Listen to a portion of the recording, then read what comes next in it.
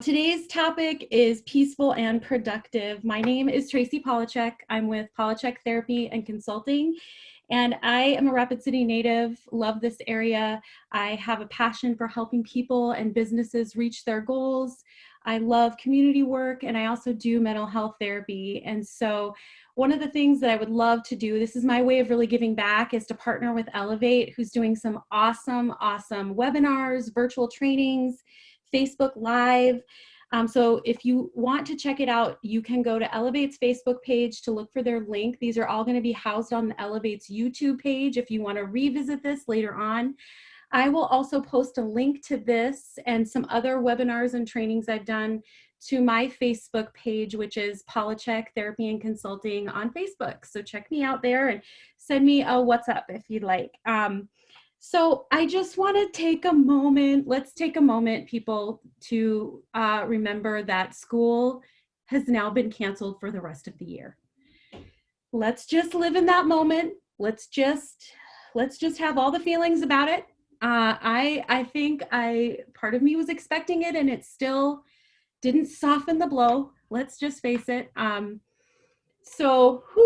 right. So we now know that what we thought might be a few weeks is going to be extended for several weeks. And we're going to today is not about giving you, here's what I'm definitely not going to do. All right. I'm just going to tell you what I'm not going to do. I'm not going to show you 10 different Pinterest schedules that you should do with your children, complete with popsicle stick crafts and all that stuff. No. This is going to be an encouragement for you. I'm going to share with you some tips that I've learned. I just am in the middle of week 4 of homeschooling and working from home.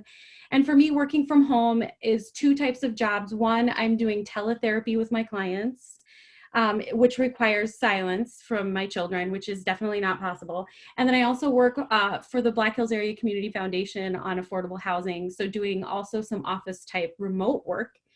And the first week was terrible. Oh my gosh, you guys. I yelled like The Exorcist. I mean, it was crazy. There was yelling, there was tears, there was, emotional eating from me. I mean, it happened. The first 2 weeks were rough.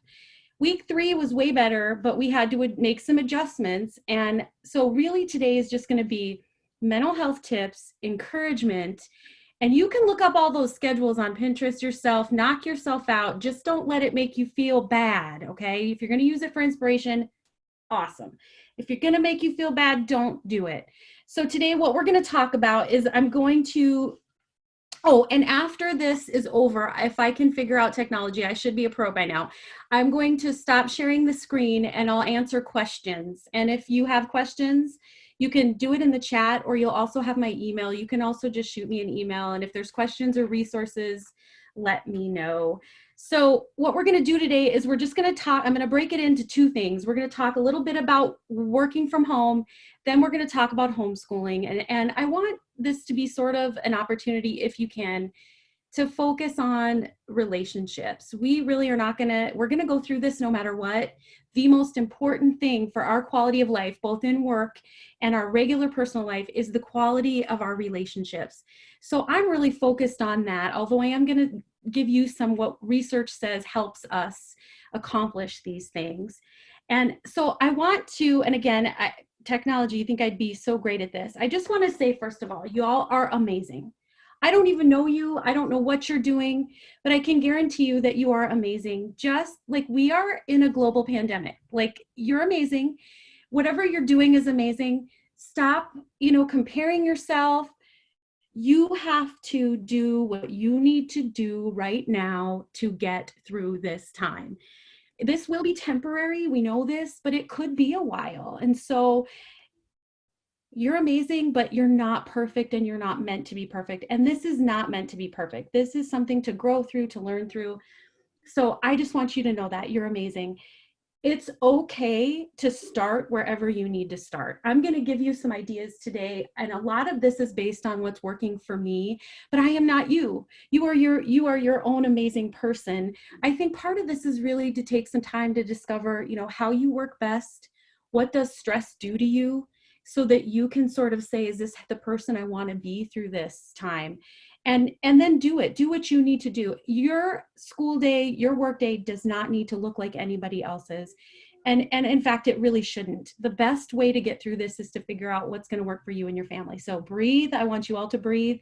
I just did a Facebook Live a couple weeks ago for Elevate. It's on there. It's about 15 minutes long. It's kind of some crisis mental health tips to get you starting to think about your own mental health. If you are going to lead your family, your kids, your spouse, and you are going to lead your family through this crisis, then it's really wise to think about how strong you need to be emotionally, mentally, creatively, how renewed you need to be, and how much rest you need to do, okay? I am giving you permission. You need to rest, you need to breathe, you need to focus on yourself first so that you can lead your family through this crisis. And you're already doing it. You're already doing it. And all the things I'm going to tell you, you might already be doing.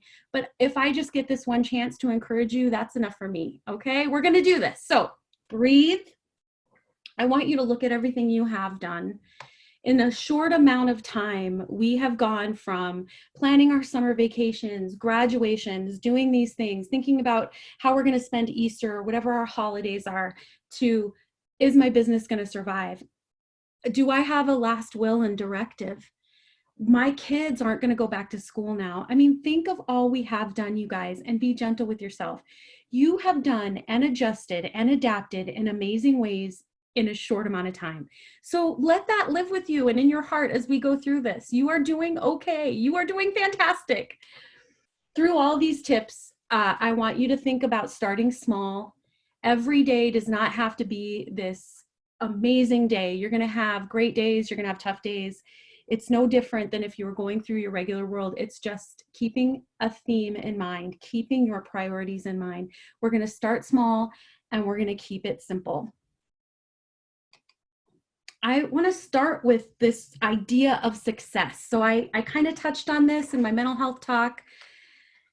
If your idea of success is, I'm going to keep my family from getting sick, I'm going to get all my projects done in the same way, I'm going to clean my entire house, I'm redecorating things, I'm going to do all these things, and it is not something that you have direct control over, what are the chances that you will be successful every day? I want you to think about going simple with your success. I want you to think about going down to the daily idea of success, and then the weekly, and then maybe we can look out further, right? Because if you leave every day feeling successful, that's what fills your cup. That's part of what lowers your stress. That's part of what keeps us going. If your idea is so far out in the future that you never feel good about reaching it, that doesn't help your mental health, and it doesn't keep you focused. It only keeps you focused on what you're not doing. So I encourage you to think, what's your current idea, and are those goals within my control? I cannot control if my neighbors are social distancing properly, but I can control or choose to keep my kids in. I can't control whether or not my kids are fighting outside my door during a live webinar, which I think they might be. But you know what? I can just keep going and hope that everybody gives me grace, right? Are my goals in alignment with your values? We're going to talk a little bit about values today. But the most important thing is, think about success in terms of values versus tasks. Now, you're going to set goals for yourself in your work every day. You're working from home. You want to set goals. We're going to touch on that. But I want you to think about if your day was good in terms of, did I live up to my values and how did I do that? If that makes sense. And we'll cover that a little bit more too. These are some of the areas of focus for success. I want you to start, obviously, you want to prioritize your success. Now we're going to get on to design your day, and I want to show you a couple things I have here, but I want you to prioritize. Here's some ideas for prioritizing. First, we're going to prioritize in this crisis our health and safety. What do you need to do? This is what we do. We got our Maslow's hierarchy of needs. We have to have health and safety before we can work on anything else. Make sure you're doing what you need to do to lower your stress. And let's face it, for some people it's different. You know, for some people that bought all that toilet paper, they needed that darn toilet paper to make them feel safe. Now, does it make me angry a little bit that I can't get some for my family? Sure. Actually, I'm fine. I have enough. But some people need more physical means to make themselves feel safe. And let's not judge each other during this time. For me, I need to know that my relationships are intact. I need to do reasonable measures. But if I get very focused on taking, extreme germ avoidance and things like that, that actually stresses me out more. So I tend to focus on getting a perimeter, decide what that is, and then call it good, maintain it and call it good and move on. Once you have that, you want to focus on your relationships. And I really, really encourage you to think about doing it in this order. Number one, self. What's your relationship like with yourself? Are you taking care of yourself? Are you doing things that lower your stress? Are you breathing? Are you doing art during the day? Are you reading? Are you taking a hot bath? Are you getting some exercise? Are you eating the way that you want to eat? Are you watching Magnum PI? Because I really find comfort in old 80s TV shows. Magnum PI, The Love Boat, it's amazing. Whatever works for you, but are you doing that, and are you doing it consistently during the day in order to lower your stress?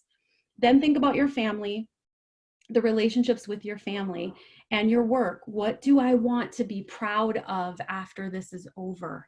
What do I want to look back on? This is sometimes, this is a kind of not a great comparison, but it's the closest I can really think of.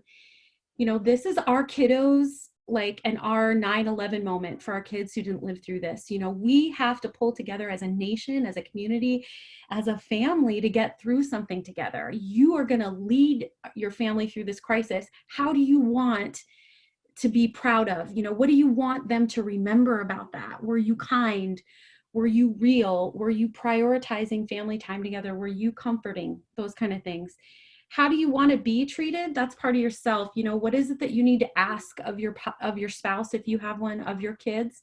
We can ask things of our kids. Hey guys, what you can do for me is you can be quiet when I ask you to, and I promise to check in with you, and you can do and make sure they can succeed, but help them know how they can help you. And then how do you want to treat others? I know when I'm stressed out, I yell like the exorcist. I just throw everything out the window. I get very task focused, and all the relationship stuff goes out the window. So what do I have to do during that? I know in order for me to treat others in a kind way, I have to practice the pause. That means when I get triggered, I imagine a stop sign and I stop and I try to mindfully say, I'm feeling this way. I'm feeling stressed out. I'm feeling annoyed. I'm feeling this. And then I try to mindfully choose a response that doesn't convey that. That's part of cognitive behavioral therapy, but that's what I try to do. One of the things we can do to help all of us is routine. Then we want to prioritize our routine. Routine is awesome. It's awesome for all of us. It calms our nervous system down. Our brain actually knows what to expect in advance. So then it starts to calm down and anticipate events. So for example, I'm going to talk to you about designing your day. When you have your anchors built into your day that are supposed to lower your stress and lower your kiddos' stress, your brain will automatically start looking forward to those subconsciously, and your stress levels will calm down. Routines help us feel safe, and they give us a place to go to create the life we want in a mindful way, right? And then last, prioritizing last, which seems very wrong, and maybe your boss wouldn't think so, is to prioritize actual tasks. Because if you don't have all of these things in place before you're doing the tasks, you're going to be stressed out in doing them. You're going to ruin relationships. You're going to have to go back and rebuild. You're going to have to do all this stuff. So last but not least, once you have all these things kind of in place, then's the time to really say, what are my big tasks that I want to get done for the day? Oh, this is my favorite. For those of you working from home, we're going to kind of shift into this now. The very first thing you want to do is prep your boss. Now, if you are a boss and you're watching on here, this is your employees are just going to thank me for this. Number one, if you have not already done this as a boss, to wrap your head around what project-based work looks like.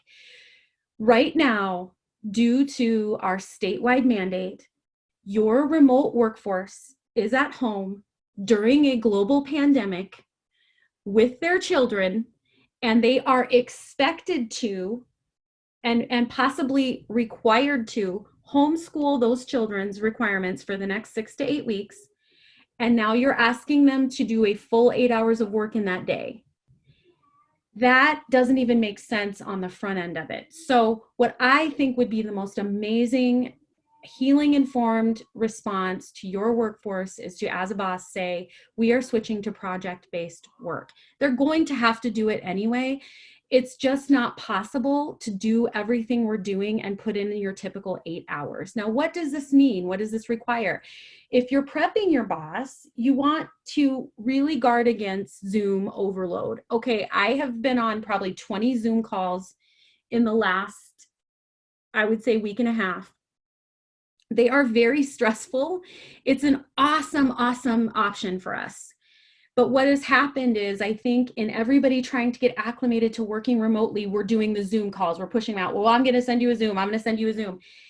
It's really, really taxing on your emotional state to have a Zoom call because, one, you can't hear, you can't see in the same way. You're not picking up on nonverbals.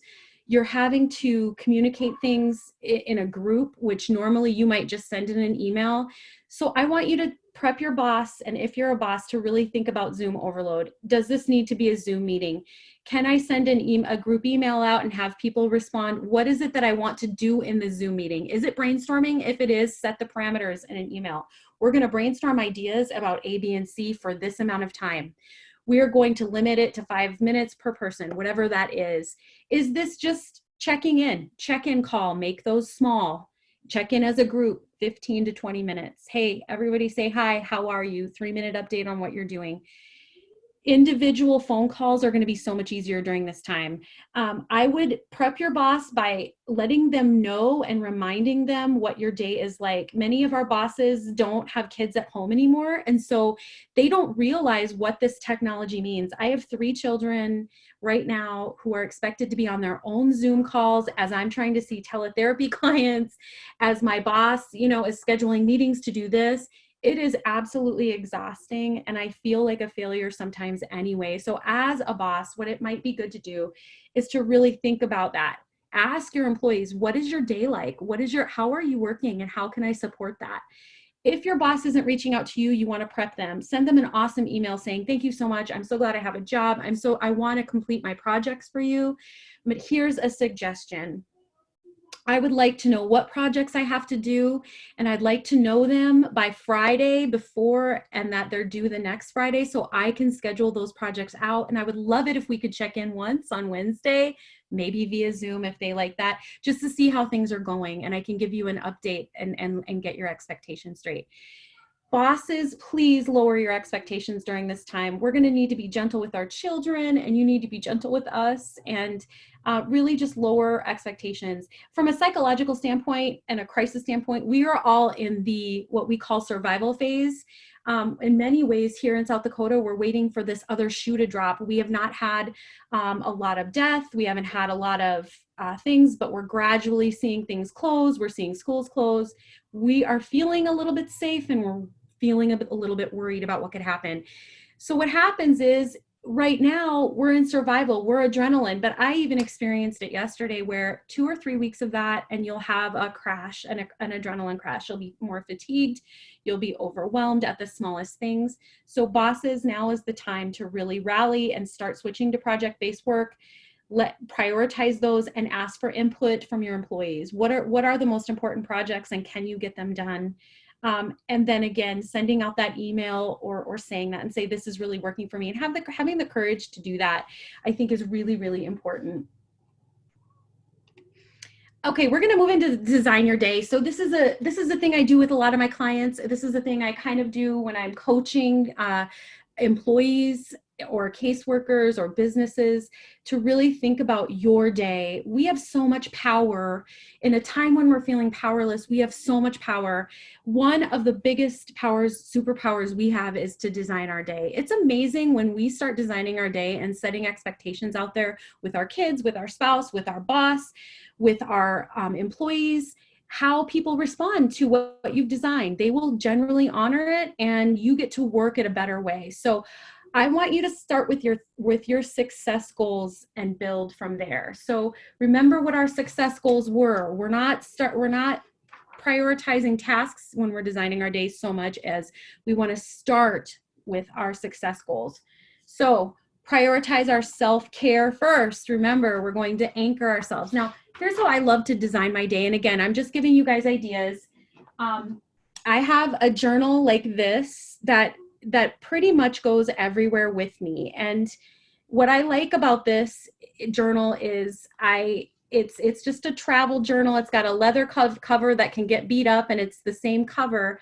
And inside are different booklets that you can put in for different things. So I have a work booklet, a personal booklet, and a planning booklet. And I also have a pouch in the back that has fun colored pins because it's kind of like my take on a bullet journal. Now, do I worry about how nice it looks? No, because nobody else is going to see it. I doodle in it. I make random lists of stuff. This is my place to be creative. If you like to make it pretty and you like to do that stuff, go for it. Make it one of your anchors in your day. I just like to go here as a way for me to organize my thoughts.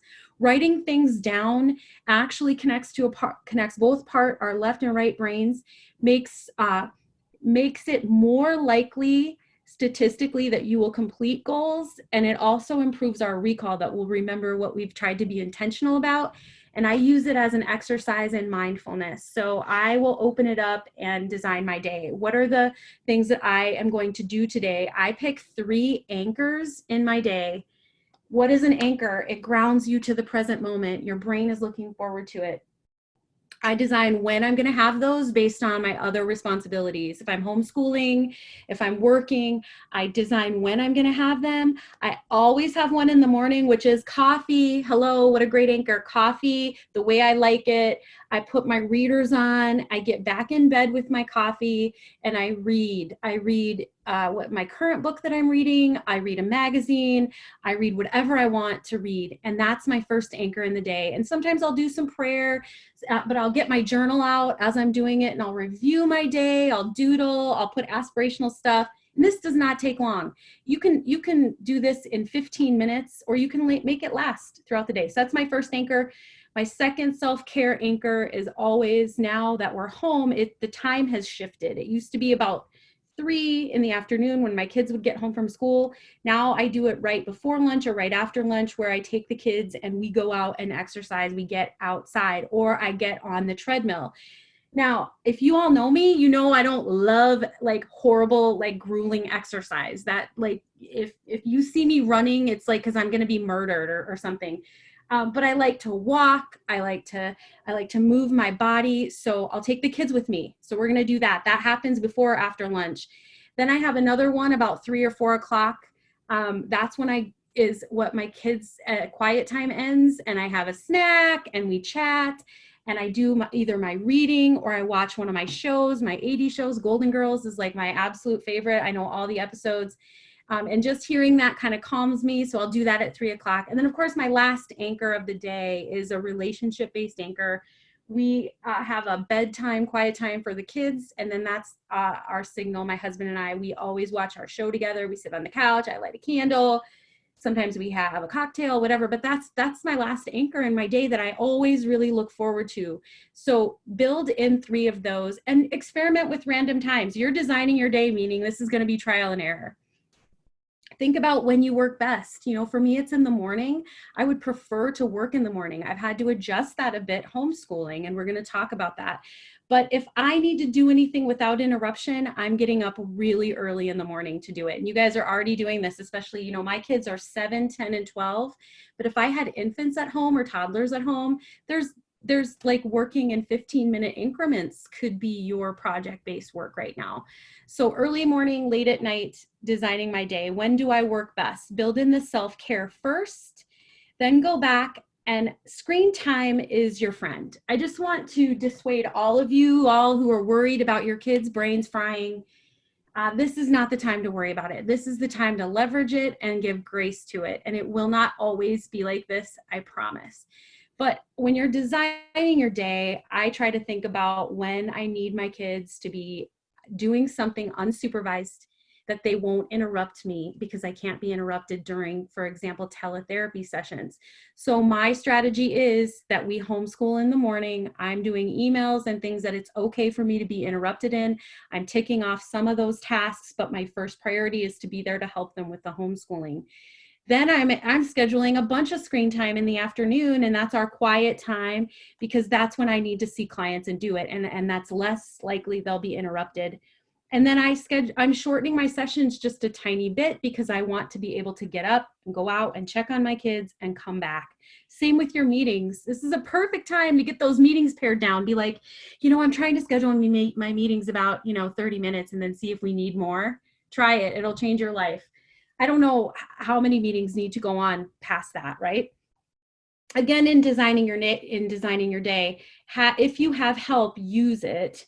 Do you have a spouse that's home one day a week? Is there work that you can shift a little bit on the weekend that your spouse can take over? And then I use tech to help me. I have noise canceling earbuds and headphones to help me concentrate so that my kids can still be playing and I'm not constantly telling them to be quiet when I just need some time to think.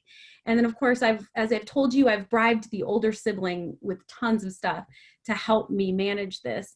And again, it does get easier over time. We're not talking about doing this forever, but this could be for us for sure, homeschooling the next 6 to 8 weeks. So think of it as a temporary thing. Another caveat about designing your day is think about the fact that, and accept deep in your heart right now, that I'm going to get something figured out and it's going to work for me, and it could work for today, for tomorrow, and then I have to adapt and throw this out. I need to do something different. It's just not working as well anymore. If we accept that into our hearts, it's easier to adapt. So think about what your expectations are. If you think you're going to get a perfect plan together and you're going to roll through and you're going to make everybody conform to that plan, you're going to have a lot of heartache. So I suggest that you absolutely think that you're going to have an expectation that this will work for now and that I will adapt if it doesn't, right? Okay, so back to design your day. Hold on just a second. So we're going to go to the next one here. Build things to look forward to you and your kiddos. Those are your anchors. You also want to think about what your kids need during the day. Expectations of what they might need to be doing. They can't be playing with friends. This is a big challenge, in some situations they can't, all of their coping skills too have been kind of shifted or sometimes taken away. So when you're building in your anchors at those times, what can you do? What can your kids do? And we're going to talk about connecting with your kids and finding out specifically what might work for their personality. But I like to, at least 2 of my anchors involve my kids now. So our exercise, I just give them the expectation, we're all going to move our body together. You can choose what it is today. We're going to do a video at home. We're going to do a walk. We're going to do a bike ride.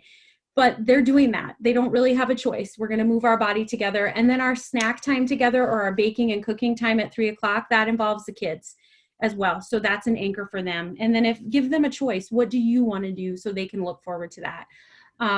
Move on to the week then. Once you've designed your day, how's this day going to look? Where am I going to do this chunk of project-based work? How am I going to handle the meal? How am I going to do this? And then move on to the week. I like to make weekends different and special. We're in this for the long haul. What's different about our weekends? We're planning movie nights. I buy their favorite snacks when I go to the grocery store in anticipation for doing that once a week, and then let the kids pick the movie or the show. Zoom games, later bedtimes, absolutely fun. They made a huge fort in the basement. Maybe you can sleep in the fort this weekend.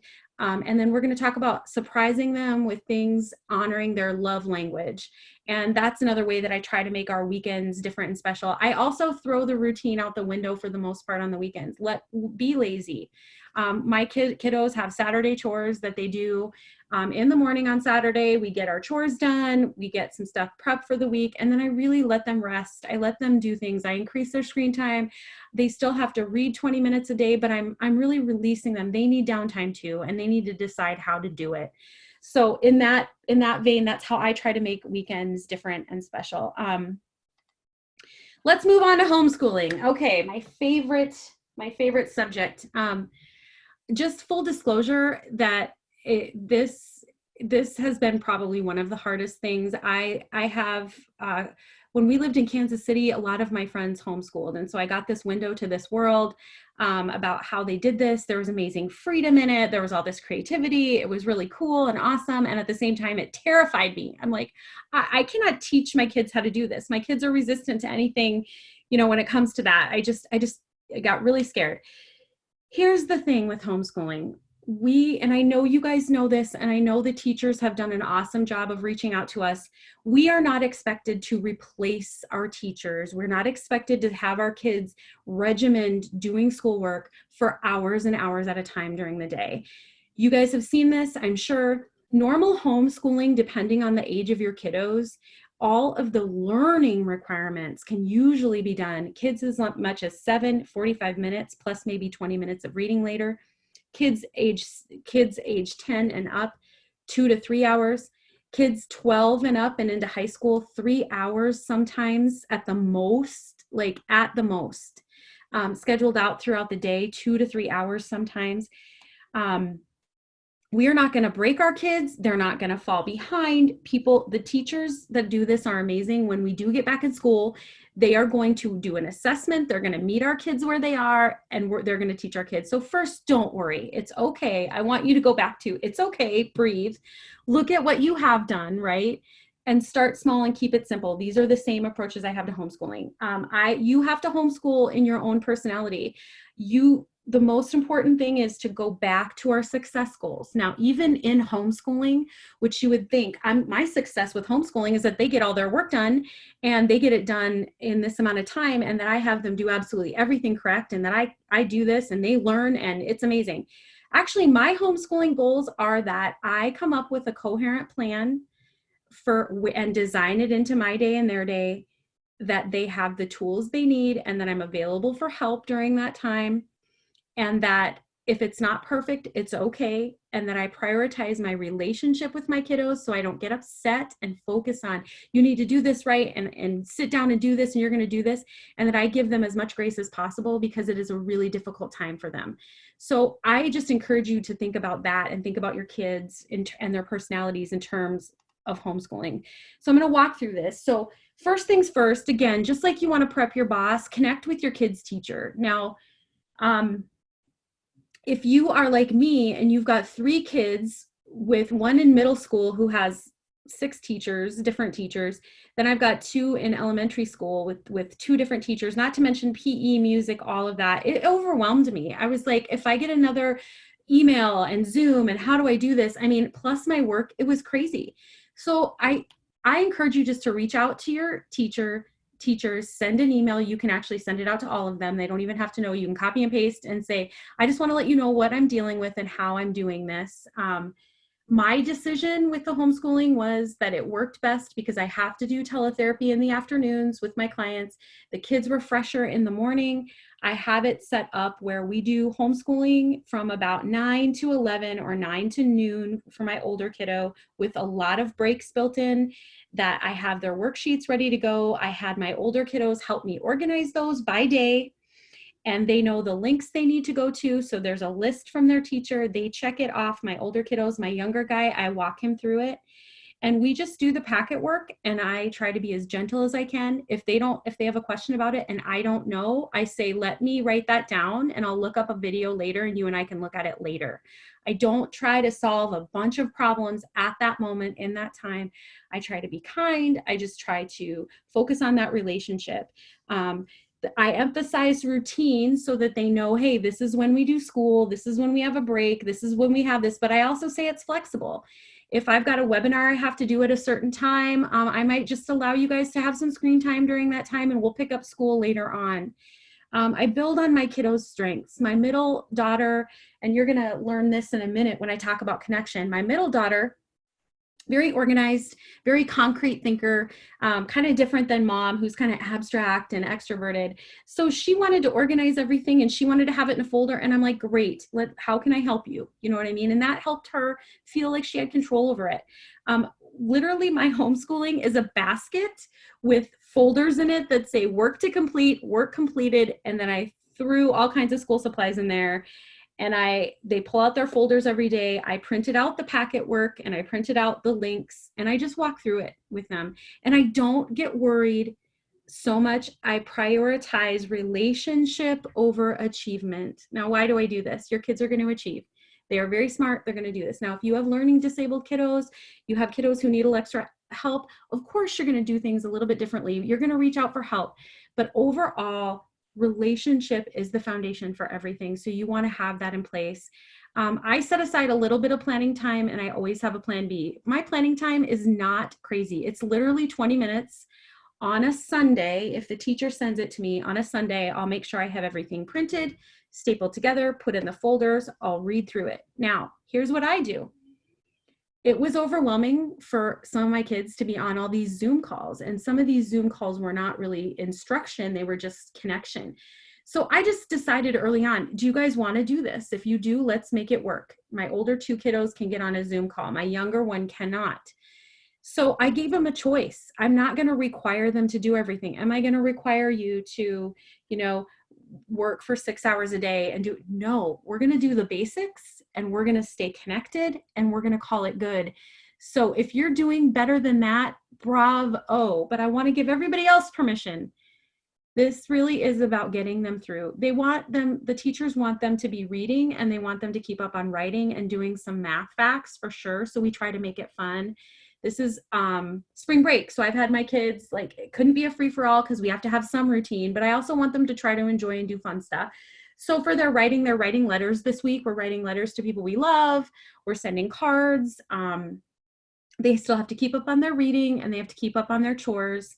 And and they get to help me plan some fun things for this week that we can do indoors. That's what we're doing. We still have a routine. Please let it go and revisit later. If you find yourself getting frustrated or your kiddo's frustrated, just say, hey, I'm sorry, this is just probably a little too much right now. Why don't you just do your reading, and then we'll come back to this. We don't even have to do this right now, and let it go. Just let it go.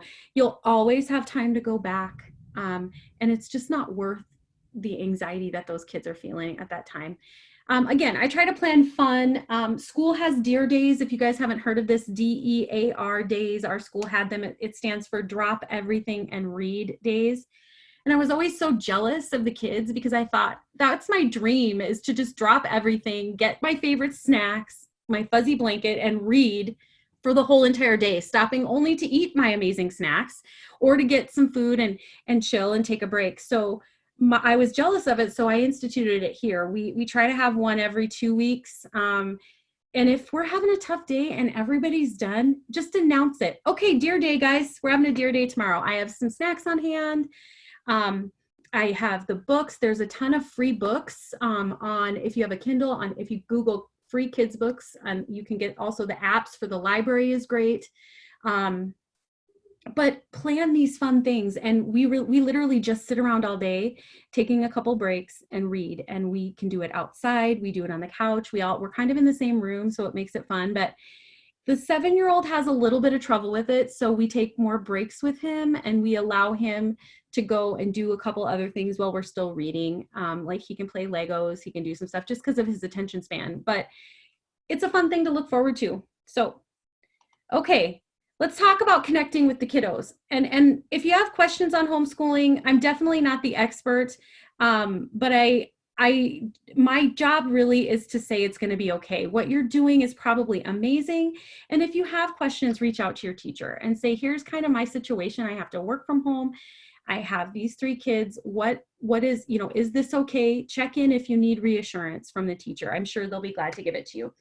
So I wanted to show you guys this book, and I put up a picture of it. One way that I connect with my kids, and I do this in therapy a lot with some of my parents who are doing some parenting issues. This works with kids of all ages, is finding out what your kids' love language is. Here's the thing about relationships and love. We all have a certain way that we like to be loved. And Gary Chapman is famous for coming up with the love languages for couples, which I use a lot in couples therapy. But with kids, it's also important. Sometimes we're also different personalities, that the way that I'm showing love to my kids is often the way I like to be shown love. And sometimes that just doesn't resonate as well with them. And so what the idea behind this is to find out what your kiddo's love language is, and then think about doing some of these interventions. And I'm going to go through it with you here quickly. I know I don't want to take a bunch of time, Zoom meeting, overload people. I don't know if you have other things to do, but I encourage you to Google the 5 love languages for children.com. I think it's .com, and you go to a website. There's actually a digital test that you can have your kid take. And you can actually walk through, if they're little and they can't read, you can ask them the questions and fill it out, and it'll tell you what their love language is. If you want some awesome reading, you can get the book on Kindle or in hardcover. And in the book, it has the tests along with some of the interventions. The book is amazing. It's such a great book, a great reminder. But the 5 love languages are words of affirmation, acts of service, quality time, physical touch, and receiving gifts. Now, you can read really in-depth discussions about what these mean. I'm just going to give you the brief version. But words of affirmation means words are important. When I take the test, my love language falls between 2 things. It's words of affirmation and quality time. It means that I really love conversation. I'm curious about people. I want to hear how you talk. I want to hear wonderful things. I want us to be talking and connecting, right? Big shocker. And then of course, quality time. I would rather see you 1 time a year for 2 weeks and have the most amazing, intense quality time doing awesome stuff together than have a surface relationship with you. That's sort of my love language, those 2 right there. So words of affirmation means words are important, that they want to converse. They want your undivided attention, much like quality time. So if your kiddo's love language is words of affirmation, you want to tell them verbally that you love them every day. Now, this isn't a bad practice with any of our kids, but you also want to be genuine and meaningful with it. You want to compliment them and look for those wins. How are you? I noticed that you did this and that was great. You want to congratulate them and notice achievements, and you want to slip encouraging notes in their lunch boxes. Now, here's the thing with words of affirmation. You don't want to lie, because words of affirmation, love language, that's really, really a wounding thing. And you never want to betray them with your words. Harsh words are really hard. So that's the flip side of maybe what you don't want to do. If you're disciplining those kiddos, if you're doing that and their love language is that, you might want to consider something else with words of affirmation. Acts of service love language is that you do things for others to show your love, or you like people doing things for you, mowing your lawn. They feel most love when you're doing tasks for them and that actually help them out. So one of the things with acts of service is you help them and be present with them to do their schoolwork with them when they ask. If they're having a busy or chaotic week on acts of service, if you offer to do their chores for them or one of their chores, it's like, I love you, you're amazing. Making their beds, surprising them by washing their clothes or doing something that they have to do that they maybe don't want to do is the best way you can do. And that you do that service with joy. You know, I find myself being like, I guess I'll do your dishes since you left them here, you know. But if I were to say, you know what, you seem really stressed out, let me do this for you. Oh man, that just goes right to their heart. That goes right to their heart. So quality time. If your kiddo's love language is quality time, you want uninterrupted time and attention. Hear me now. That means no phone. That means no nothing. It means you and me, eye contact. I'm here for you. Quality time. You want to set and hang out. You want to stop real life and say, you and I are going to do this. You and I are going to, let's go into the backyard and see if we can find some frogs. Let's do this. You want to do all of those things. You want to take your children shopping or for a movie or ice cream, just them. You want to do that. That's the act of service, or that's the quality time, just them. With my kiddos, I started instituting donut Saturdays. with my kiddos because one, I really like quality time. It's my love language. And I was finding that being 3 kiddos and being pulled in different places, I don't feel like I get to focus. So on alternating Saturdays, I would grab whatever kiddo whose turn it was. We would go to Jerry's Cakes and Shakes. We would have donuts and we would just sit and chat, and it becomes a routine. It becomes a way I tell them they love them, and it fills me up too because I feel like I'm getting that quality time as well. Physical touch. Now, physical touch is this, these are your concrete thinkers. These are your kiddos who they love gifts, but it's different from receiving gifts in one way. They really like that physical touch, the hugging, the hand holding, the snuggling, kissing them goodnight. They love that sort of physical way of being with you. They also love to be physically in the room with you. So if you have that kiddo that you're doing that dear day, sometimes you both can be reading a book, but you're sitting right next to each other or you're with each other. That person has that physical touch sort of, I love you if you're physically here, you're physically shaking my hand, you're giving me a squeeze when you walk by. And the last one is gifts. My middle daughter, actually, her love language is gifts. And it's tempting for us to think that somebody whose love language is gifts, whether it's our spouse or our kids, is materialistic or somehow like that. And that's actually not true. They're just concrete thinkers. They like physical things, beautiful things often, and they're very sentimental. And so when I give my daughter, anybody gives my daughter a stuffed animal, she literally has hundreds of stuffed animals in her bedroom because she can remember who gave her that stuffed animal, what the occasion was, how it made her feel, and she equates it with love. And my youngest son is similar to that too. In fact, one of the things that's happened to us in quarantine is as I'm cleaning and I'm trying to do things around here, he found his Valentine's box from this year and he goes, "Mom, did you throw away my Valentine's from last year?" And I said, "Well, yeah, babe, you were done with them. You got new ones this year." And he goes, "Mom, that's like throwing away love." And he got so mad at me. And to him, it really was. And I kind of forget that. So don't be discarding their items or their gifts. Give them a choice in that. Letting them know, that you'll find a way to keep a picture of it or do something with it. But they really love it when you give them just because presents. My daughter would always bring me flowers and rocks that she found, which is another clue to her love language, is how they're showing you love. Buy them the latest things that they have their eye on. They're really kind of focused on those concrete things. So think really intentionally about their presents during the year, birthday, Christmas, those kind of things. And they love collecting. So and again, I'm really mindful of stuff, but stickers or stamps or things that don't take up a lot of space are great collections to start. And they're little tiny things you can get them over time, which kind of hits that I love you for them. And then make them have a display place for all those things because they want to see those things concretely when gifts are their love language. So this is just a starting point and an idea, the thing I like to do with my kids. Here's something else we've been doing. This is a really good anchor point for you during your day too. I bought my kids, the 2 younger ones, I bought this journal for the 3-minute gratitude journal for kids. And I make this part of their daily routine. At the end of the day, we do it.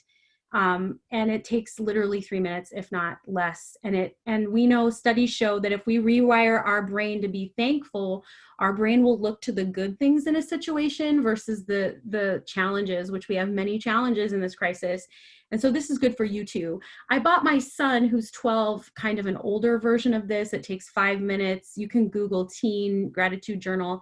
Don't make it overwhelming. Don't make them write paragraph after paragraph, but jotting down 3 things that they're thankful for, how they're feeling, and how their day went is great and powerful medicine, I think, for us in this time.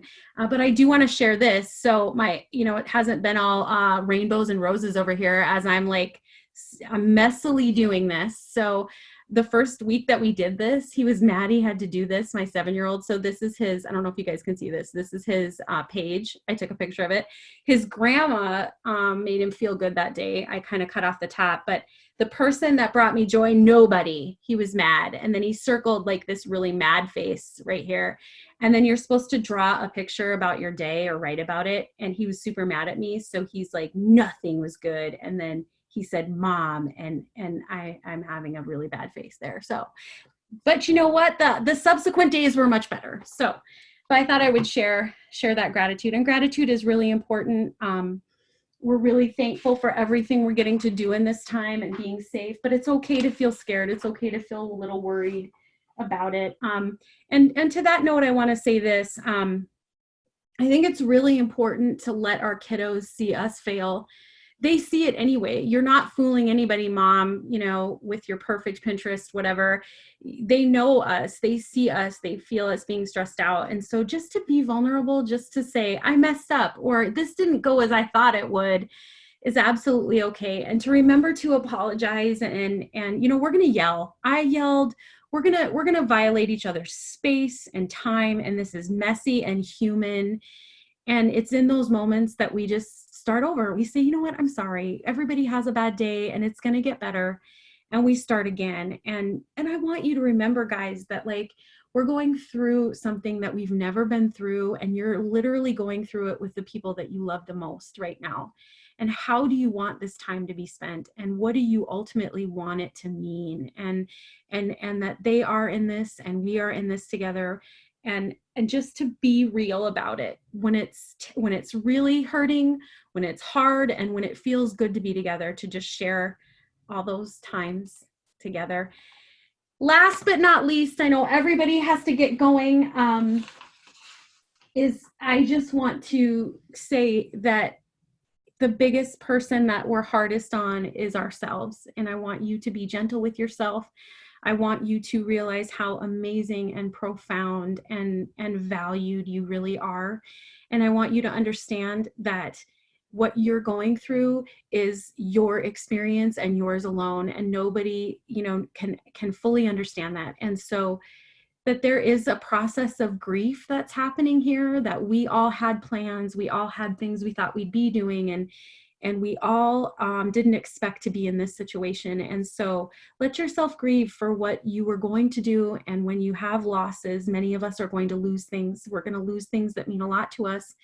And just grieve those losses, move forward, be gentle with yourself and others. We have to pull together as a community.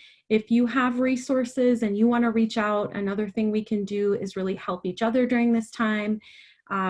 You can visit the Black Hills Area Community Foundation, bhacf.org.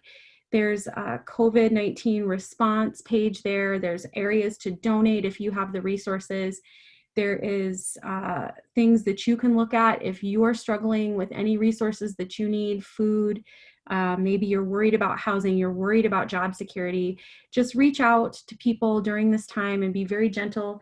And this will pass. We are going to get through this. And I'm going to be doing a webinar next week called Silver Linings. And it's a webinar where we're going to focus on how psychologically times of crisis can be amazing opportunities for growth and to find meaning and purpose in our life. And it's going to be hopefully very positive. And those details will be on Elevate's Facebook page and my Facebook page at palecek.therapy.com. So I hope I see you guys there, because we're going to get even more positive about this whole thing. And just to let you know, this is my information.